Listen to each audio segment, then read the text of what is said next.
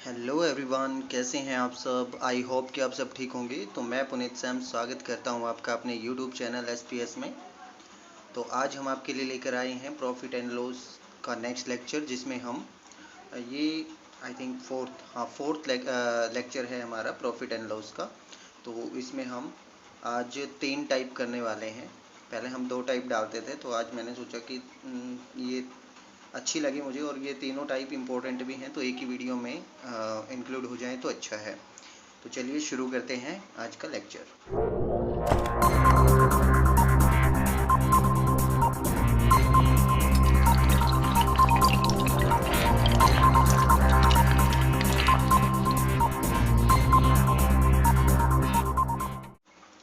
तो देखिए, first question हमारे पास है, एक आदमी अपनी किसी वस्तु को 10% लाभ पर बेचता है।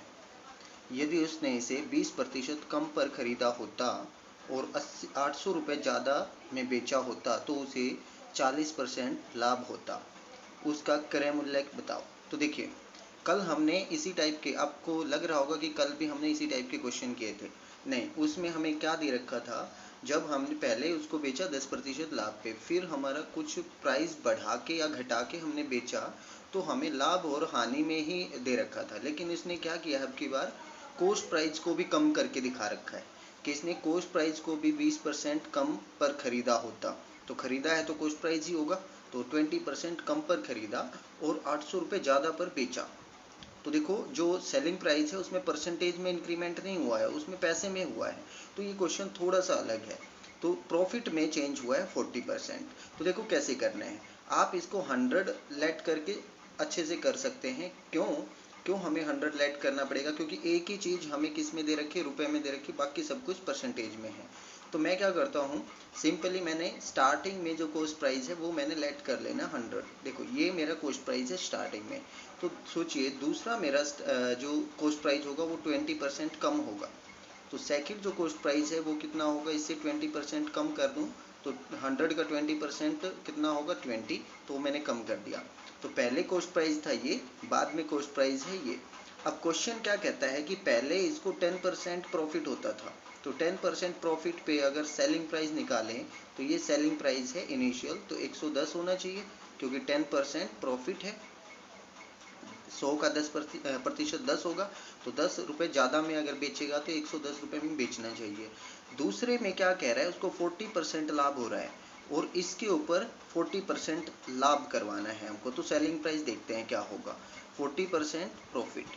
तो 40% प्रॉफिट कितना होगा, 80 का अगर मैं 40% निकालूं तो कितना आएगा, 32। ठीक है, तो 40% कितना होता है, 32। 32 अगर मैं इसमें प्लस करूं तो कितना होना चाहिए, 112। तो देखिए, पहले ये 110 रुपये में बेचा जा रहा था, अब ये 112 रुपये में बेचा जा रहा है। तो हमारे पास कितना रेट चेंज हुआ है, इसमें 2 रुपये चेंज हुआ है। क्वेश्चन क्या कह रहा है, 800 रुपये ज़्यादा होना चाहिए। हमारे अकॉर्डिंग 2 रुपये आया है, लेकिन क्वेश्चन के अकॉर्डिंग 800 रुपये आया है। तो कितना मल्टीपल है, 400 मल्टीपल है इसका, 800 रुपीज़। तो देखिए, हर यूनिट कितना हो जाएगी, 400 मल्टीपल हो जाएगी। हमें क्या निकालना है, क्रय मूल्य। तो क्रय मूल्य कितना था, 100 मल्टीप्लाई किससे हो जाएगा, 400 से, तो कितना हो जाएगा, 40,000। तो ये हमारा क्या रहेगा, आंसर। तो आई होप कि आपको ये समझ में आया। देखिए, एक बार मैं फिर बता देता हूँ। कॉस्ट प्राइस हमने लेट करना है 100, उसका 20% उसने कहा है कि कम में खरीदता, तो हमने मान लिया कि 80 में खरीदता तो क्या होता। उसने कहा तो 40% लाभ होता, तो हमने 40% लाभ किया। पहले कितना हो रहा था, 10%। उन दोनों में डिफरेंस कितना आ रहा है, 2 का। क्वेश्चन क्या कह रहा है, 800 रुपये ज़्यादा में बेचा होता। इसका मतलब बेचने का जो डिफरेंस है वो कितना है, क्वेश्चन के हिसाब से 800। हमारे हिसाब से कितना आया है, 2। तो 2 का मतलब अगर 800 है तो कितना मल्टीपल हुआ, 400 के मल्टीपल। तो हर यूनिट कितना मल्टीपल हो जाएगी, 400 के। अब इसी क्वेश्चन में हमसे वो इन चारों में से कुछ भी पूछ सकता था। पहला सेलिंग प्राइस पूछ लेता, दूसरा कॉस्ट प्राइस पूछ लेता, या दूसरा सेलिंग प्राइस पूछ लेता। तो हमसे कोई भी पूछे, हम 400 से गुणा करके उसको निकाल देंगे। तो आई होप कि आपको ये समझ में आया है। अगर नहीं आया तो एक बार फिर से रिवाइज करें, कमेंट सेक्शन में ज़रूर बताएं क्या कुछ प्रॉब्लम आई है, समझ में आया है या नहीं। चलिए नेक्स्ट क्वेश्चन करते हैं। तो देखिए, सेकंड क्वेश्चन हमारे पास है, एक आदमी एक वस्तु को 10% लाभ पर बेचता है। यदि उसने इसे 10% कम पर खरीदा होता और 50 रुपये ज़्यादा में बेचा होता तो उसे 25% लाभ होता, उसका आरंभिक विक्रय मूल्य ज्ञात करो। तो देखिए जो पूछा है उस पर ध्यान देना है कि क्या पूछा गया है। पहले क्वेश्चन क्या है हमारा, हम देखते हैं उसको। तो मैं क्या करता हूँ, सबसे पहले जो वस्तु है हमारी 100 रुपये की है, ठीक है, तो पहला हमारा कॉस्ट प्राइस ये है। दूसरा कॉस्ट प्राइस में क्या कह रहा है कि 10% कम पर खरीदा होता, तो 10% कम कितना हुआ, 90। सिंपल। अब हमारे पास है, वो कह रहा है कि उसने, अब उसको 25% लाभ होता है और पहले उसको 10% लाभ होता था, तो 10% लाभ होगा तो 110 में बेचा जाएगा, ये 10% प्रॉफिट कर दिया मैंने। और अगर 25% लाभ होगा तो इसका 25% निकालते हैं हम। देखिए 90 का 25%, 90 का 25% कितना होगा, फोर्थ पार्ट, तो 4 से अगर मैं डिवाइड करूँ 22.5, तो ये कितना होगा 22.5, इसमें ऐड करें तो 112.5। तो इस तरीके से अब हमारा देखिए चेंज कितना हुआ, सेलिंग प्राइस में चेंज कितना हुआ, पहले इतना लाभ होके इसमें बेचता था, अब 90 रुपये की चीज़ हो गई है तो इसमें बेचता है। तो देखिए कितना चेंज हुआ, हमारे पास 2 रुपये, 2.5 रुपये चेंज हो गए। क्वेश्चन के हिसाब से कितना चेंज होता है, 50। तो देखिए 50 बनाने के लिए किससे मल्टीप्लाई करनी पड़ेगी, 20 से। किससे मल्टीप्लाई करनी पड़ेगी, 20 से। तो आप देखेंगे इसका मल्टीपल क्या है, 20। तो आप इसको अच्छे से अब हर यूनिट को निकाल सकते हो। आपसे अगर क्रय मूल्य पूछा होता तो इसको मल्टीप्लाई कर देते, दूसरा क्रय मूल्य पूछा होता तो इससे कर देते। आरंभिक विक्रय मूल्य क्या है, ये 110, इसको हम किससे मल्टीप्लाई कर देंगे, 20 से। तो 20 से अगर मैं इसको मल्टीप्लाई करूँ तो कितना हो गया, 2200। तो ये हमारे पास क्या रहेगा, आरंभिक विक्रय मूल्य रहेगा। आपसे कोई भी चीज़ पूछी होती तो निकाल देते। अब आप ये कहेंगे कि इस क्वेश्चन को अगर हम देखो, मैंने 100 मान के किया है, आप इसको फ्रैक्शन मान के भी कर सकते हो।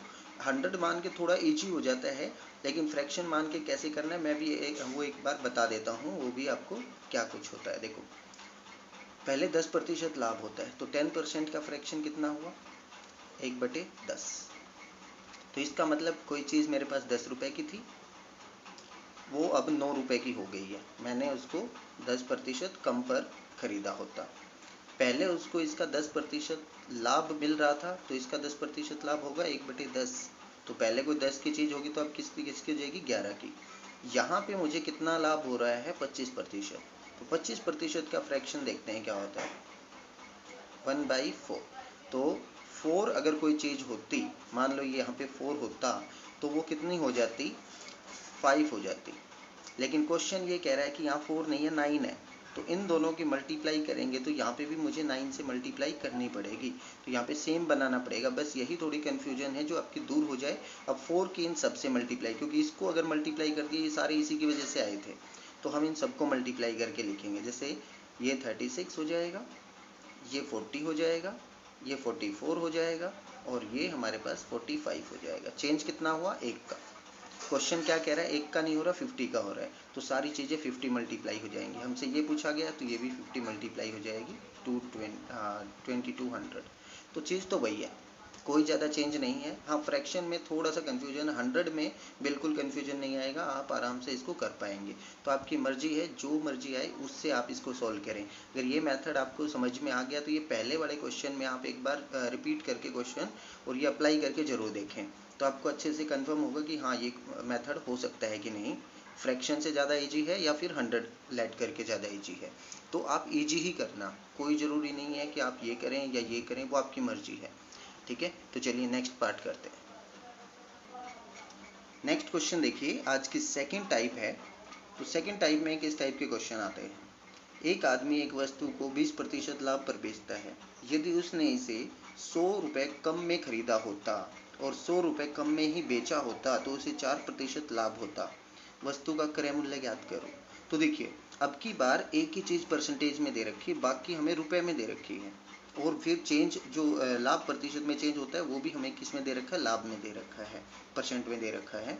तो हम क्या करते हैं, देखिए इसकी मैं आपको ट्रिक भी बता दूंगा और इसको कैसे पहले बेसिक करते हैं। तो पहले हमें बेसिक पता होना चाहिए। तो देखिए बेसिक करते हैं, कहने का मतलब क्या है, 20% लाभ होता है पहले। तो इसका मतलब कोई चीज़ 20% का फ्रैक्शन क्या हुआ अपने पास, 1/5। कोई चीज़ 5 की थी तो वो मैंने 6 में बेच दी, लेकिन ये क्या है, एक्चुअल प्राइस नहीं है, ये एक रेशो है। और रेशो में जब भी हमें रेशो होता है तो किसी न किसी एक मल्टीपल लेके हम उसको लिखते हैं। तो ये हमारे पास एक्चुअल रेट हमने मान लिया कि x की वैल्यू हमें पता है। ये बेसिक रूल होता है, इसलिए मैं बेसिक में x मान के कर रहा हूँ। तो देखिए कैसे, अब कह रहा है ये कॉस्ट प्राइस था, ये सेलिंग प्राइस था, दोनों में 100 रुपये कम कर दिए, तो नया कॉस्ट प्राइस कितना हो गया ये, और नया सेलिंग प्राइस कितना हो गया ये। अब वो ये कह रहा है कि इस पे 4% प्रॉफिट होता। देखिए क्वेश्चन क्या कह रहा है, 4% लाभ ज़्यादा होता। तो 4% लाभ पहले 20 हो रहा था, अब 4 और बढ़ गया तो 24% लाभ हो गया। तो 24% अगर लाभ होगा तो 24 का परसेंटेज कितना होगा, 24/100 मीन्स 6/25। तो इसका मतलब कोई चीज़ अगर 25 की थी तो वो अब कितने की होगी, 31 की। तो कॉस्ट प्राइस 25 और ये 31, मतलब ये रेशो सेम होना चाहिए। हमारे हिसाब से ये आया है, क्वेश्चन के हिसाब से ये कह रहा है। तो देखिए 5x minus 100 upon 6x minus 100 is equal to 25 upon 31। तो इस तरीके से ये होता। अब हम इसका कैलकुलेशन करें तो देखिए 31 की इधर मल्टीप्लाई करें तो ये आएगा 5x minus 100 is equal to 25 into 6x minus 100। अगर हम इसके अंदर मल्टीप्लाई करें तो ये आएगा 155x माइनस 3100 और यहाँ पे आएगा अपने पास 150x माइनस 25। तो यहाँ पे हमारे पास 5x कितना बनता है, 600, और वही हमसे पूछा गया था क्रय मूल्य, और क्रय मूल्य हमारा निकल के क्या आ रहा था, 5x। तो हम 600 रुपये हमारा आ गया। लेकिन इस क्वेश्चन को अगर हम बेसिक तरीके से ही करेंगे तो फिर एग्जाम में हमारा टाइम ज़्यादा वेस्ट हो जाएगा। तो हमें इसके लिए शॉर्टकट तो पता होना चाहिए। तो शॉर्टकट क्या होता है हमारे पास, देखिए हमें एक्चुअल जो कॉस्ट प्राइस निकालना होता है उसका फॉर्मूला क्या होगा, फॉर्मूला कहें या फिर ये ट्रिक समझ लें कि जो टोटल हमारे पास लाभ होता है, बाद में हम इसको लिखें total profit. Total profit upon में क्या होगा हमारे पास, जो चेंज है, चेंज इन प्रॉफिट। तो change in profit into difference. अब डिफरेंस कितना था, 100 का, क्या कम में खरीदा तो हमारे पास 100 रुपये का डिफरेंस था तो हम 100 लेंगे। ये क्या होता है, डिफरेंस इन कॉस्ट प्राइस। तो ये हमारे पास एक तरीके से एक रूल बन जाता है, या आप इसको बेसिक से समझ सकते हैं कि क्यों ये रूल बनता है। देखो इसकी मल्टीप्लाई हम इसी रेशो के साथ कर रहे हैं, तो यहाँ पे भी हमारे पास टोटल हमारे पास जो प्रॉफिट होगा वो यहाँ पे आ जाएगा, तो चेंज जो होगा वो नीचे। तो देखिए हम इसमें अप्लाई करके देखते हैं, तो टोटल प्रॉफिट कितना होता है हमारा, 20 + 4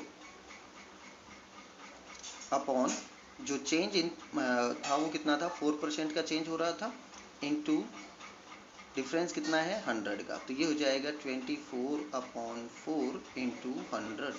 तो ये कितना आया अपने पास, 6, और चेंज कितना हुआ, 600। ये हमारा कॉस्ट प्राइस निकल के आ गया। तो आप इस ये जो इतना कैलकुलेशन किया है ये आप देखते ही डायरेक्ट कैलकुलेशन करेंगे जब आप इसकी प्रैक्टिस कर लेंगे। तो प्रैक्टिस तो हर क्वेश्चन की आपको करनी पड़ेगी, हर मेथड की करनी पड़ेगी। तो इस टाइप से अपने पास एक और क्वेश्चन करते हैं, उसमें अच्छे से हम समझेंगे। बेसिक मैंने बता दिया है, उसी तरीके से आप करके भी देखें और समझ जाएंगे उसको। उसमें हम ट्रिक का यूज करते हैं। देखिए सेकंड क्वेश्चन कैसे होगा, देखिए उसी टाइप का एक और क्वेश्चन है हमारे पास। एक आदमी एक वस्तु को 10% लाभ पर बेचता है। यदि उसने इसे 2500 रुपये कम में खरीदा होता और 2500 रुपये कम में ही बेचा होता तो 5% लाभ होता, 5% ज़्यादा लाभ होता। तो यहाँ पे हमारे पास ये ज़्यादा लाभ हो, ठीक है। तो ये डिफरेंस है हमारे पास। तो वस्तु का क्रय मूल्य ज्ञात करो। देखिए क्या होगा क्रय मूल्य हमारे पास, हमने जो ट्रिक पढ़ी उसमें क्या था, हम डायरेक्ट वही करेंगे क्योंकि हमें उसके ऊपर कमांड बनानी है, तो प्रैक्टिस ज़्यादा करनी है। बेसिक तो आप कभी भी कर लेंगे, और बेसिक करना हमारे एग्जाम के पॉइंट ऑफ व्यू से नहीं करना होता। तो कॉस्ट प्राइस निकालने का हमारा तरीका क्या होता है, टोटल प्रॉफिट, तो 10 + 5 कितना होगा, 15, और डिफरेंस कितना है, 5, और इनटू हमारे पास डिफरेंस इन कॉस्ट प्राइस कितना है ये। तो हमारे पास कितना आया, ये आ गया 3 × 2500 मीन्स 7,500, ये हमारे पास आंसर होगा कॉस्ट प्राइस का। तो आई होप कि आपको ये समझ में आया है। इसको एक दो बार और रिवाइज करके देखेंगे तो अच्छे से आ जाएगा। और फिर भी कोई डाउट है तो आप पूछ लीजिएगा, कमेंट सेक्शन में ज़रूर बताइएगा। चलिए थर्ड टाइप आज की करते हैं। तो देखिए स्टूडेंट, थर्ड टाइप आज की है, एक वस्तु बी को 20% हानि पर देता है और बी सी को इसे 25% हानि पर देता है। यदि सी ने इसे 900 में खरीदा हो तो ए के लिए क्रय मूल्य क्या होगा। तो सिंपल है, अपने पास इसमें क्या है, सक्सेसिव चेंज हो रही है। और सक्सेसिव चेंज के लिए मैंने क्या बोला था, देखिए ए ने बी को दिया कोई वस्तु 20% हानि पर, और हम जानते हैं 20% का जो फ्रैक्शन क्या होता है, 1/5। तो ये 1/5 है। ए के पास कोई वस्तु थी 5 रुपए की और वो उसने हानि पे दी है, तो इसका मतलब 4 रुपए में बी को दे दी। अब आती है कंडीशन बी और सी की। बी ने 25% हानि पर दी है, तो बी के पास 25% का फ्रैक्शन कितना होता है, 1/4। अगर उसके पास कोई वस्तु 4 रुपए की थी तो उसने एक कम करके 3 रुपए में दे दी, तो 4 ही है यहाँ पे, तो 3 में दे दी। तो ए बी सी का अपने पास रेशो आ गया है। तो हमें क्वेश्चन क्या कह रहा है, सी ने इसे 900 में खरीदा हो, तो सी ने हमारे हिसाब से 3 में खरीदा है, क्वेश्चन कह रहा है 900 में, तो कितना मल्टीपल हो गया इसका, 300। तो इसका मतलब हर यूनिट कितना मल्टीपल होगी, 300। तो ए के लिए कॉस्ट प्राइस कितना था, 5 में उसने खरीदा था, 4 में बेचा था, बी के पास 4 में आया, उसने 3 में दे दिया। तो इस हिसाब से हमारे पास रेशो है। तो 5, एक की यूनिट कितनी है, 300, तो 5 की कितनी हो जाएगी, मल्टीप्लाई बाई 300, तो ये हो जाएगा अपने पास 1500। तो ये हमारे पास आंसर बनेगा। तो सिंपल, सक्सेसिव चेंज हो रहे हैं, तो पहले ए से बी में, बी से सी में, तो देखते हैं कितना चेंज हुआ। अब यहाँ पे बी सेम होना चाहिए था, तो दूसरा रेशो में सेम ही आ गया, तो मुझे ज़्यादा कुछ चेंज करने की ज़रूरत नहीं पड़ी। अब इससे अगले क्वेश्चन में आप इसको और अच्छे से समझ जाएंगे। चलिए करते हैं नेक्स्ट क्वेश्चन। देखिए क्वेश्चन क्या कहता है, ए एक वस्तु बी को 30% लाभ पर देता है और बी इसे सी को 20% हानि पर देता है। यदि सी ने इसे 520 रुपए में खरीदा हो तो ए के लिए क्रय मूल्य। क्वेश्चन तो वैसा ही है, लेकिन इसमें क्या चेंज होने वाला है वो मैं आपको बताता हूँ। देखिए ए ने बी को 30% लाभ, पहले तो 30% का आपको फ्रैक्शन पता होना चाहिए, 3/10 होता है। तो ये मैंने लिखा ए, ये बी। तो ए के पास कोई वस्तु 10 रुपए की थी, तो उसने 13 रुपए में लाभ हुआ है, तो 13 रुपए में बेच दी। ठीक है, 3 रुपए बढ़ा के, 30% बढ़ा के बेच दी। ठीक है, अब हमारे पास बी और सी का रेशो देखते हैं क्या होता है। उसने कहा बी और सी में 20% हानि हुई है, तो 20% का फ्रैक्शन है 1/5। मतलब कोई चीज़ बी के पास 5 रुपए की थी, तो वो कितने की हो गई, हानि हुई है, तो 4 की बेची है उसने। तो इस हिसाब से हमारे पास रेशो आ गया। अब ध्यान से देखो, दो कंडीशन है, उसमें बी मेरे पास अलग अलग है और मुझे बी को सेम बनाना है। तो देखिए सेम बनाना कैसे है, या तो आप क्या करें, इसको 5 से मल्टीप्लाई कर दें पूरे को, इसको 13 से मल्टीप्लाई कर दें पूरे को, या फिर मैं आपको डायरेक्ट एक तरीका बताता हूँ, इसकी मल्टीप्लाई, इसकी मल्टीप्लाई और इसकी मल्टीप्लाई। तो 10 की 5 से मल्टीप्लाई कितनी हो जाएगी, 50। इसकी 13 की 5 से कितनी हो जाएगी, 65। और इसकी 4 से कितनी हो जाएगी, 52। तो ये हमारे पास रेशो आ गए। तो सिंपल आप कैलकुलेशन करके इसको बना सकते हैं। आप 5 से मल्टीप्लाई करेंगे, इसको 13 से करेंगे, तब भी यही आएगा। आप करके देख लीजिएगा, तो वो भी सेम आएगा। तो इसलिए मैंने क्या बना दिया, सी के लिए हमें क्या दे रखा है, सी ने इसे 520 में खरीदा, अपने हिसाब से 52 में खरीद रहा है, तो कितने मल्टीपल हो गया 520, 10 का मल्टीपल हो गया। तो अब ए का क्रय मूल्य पूछा है, ए का क्रय मूल्य 50 है, लेकिन क्वेश्चन के हिसाब से इसको 10 से मल्टीप्लाई होना चाहिए, तो कितना हो जाएगा, 500। तो ये हमारे पास आंसर रहेगा। आई होप कि आपको ये सब समझ में आया है। तो देखिए जिसमें अलग अलग होता है, इसीलिए मैंने ये क्वेश्चन लिया कि अलग अलग होता है तो हम कैसे इसको डील करेंगे। रेशो सेम बनाने के लिए हम इस तरीके से करेंगे। अगर अलग अलग है, पिछले क्वेश्चन में तो 4 था और दूसरे में भी 4 आ गया, तो कोई ज़्यादा चेंज करने की ज़रूरत नहीं पड़ी। इसमें हमारा अलग अलग आ रहा है, तो मुझे बदलना पड़ेगा उसको, और कैसे बदलते हैं वो मैंने बता दिया। या फिर आप एक और तरीका कर सकते हैं, देखिए मैं उसको बता देता हूँ। जैसे ए बी सी लिखा हुआ है, तो आप क्या करें, जैसे ए और बी का रेशो था 10, 13, और बी और सी का था 5 और 4। तो जो जगह खाली बची है उसमें वही चीज़ डाल दे जो लास्ट टाइम आई है। जैसे 13 पे ख़त्म हुआ है तो 13 और डाल दो, ये 5 से शुरू हो रही है, यहाँ पे खाली जगह तो 5 डाल दो। जो चीज़ पहले मतलब उससे पहले की खाली जो पोजीशन है उस पर वही डाल दो जो उसके बाद आया हुआ है। वैसे ही ये चीज़, तो ये कंप्लीट करके आपको सिर्फ मल्टीप्लाई करनी है। तो ये मल्टीप्लाई होके कितना हो जाएगा 50, ये मल्टीप्लाई होके कितना हो जाएगा 65 और ये मल्टीप्लाई होके 52। तो कोई भी तरीका आप यूज कर सकते हैं, इसमें आपका हो जाएगा कैलकुलेशन। और जिसका दे रखा हो उसको देख लो कितना मल्टीपल है, और जो निकालना है फिर उसका भी उतना ही मल्टीपल आपका आंसर होगा। तो आई होप कि आपको ये सब समझ में आए हैं सारे क्वेश्चन। आज हमने 3 टाइप किए हैं, जिसमें भी जो भी प्रॉब्लम आपको लगती है वो ज़रूर पूछें, कमेंट सेक्शन में बताएं। वीडियो कैसी लगी, अगर आपको पसंद आए तो अपने फ्रेंड के साथ शेयर करें, लाइक करें और चैनल को सब्सक्राइब जरूर करें। मिलते हैं नेक्स्ट वीडियो।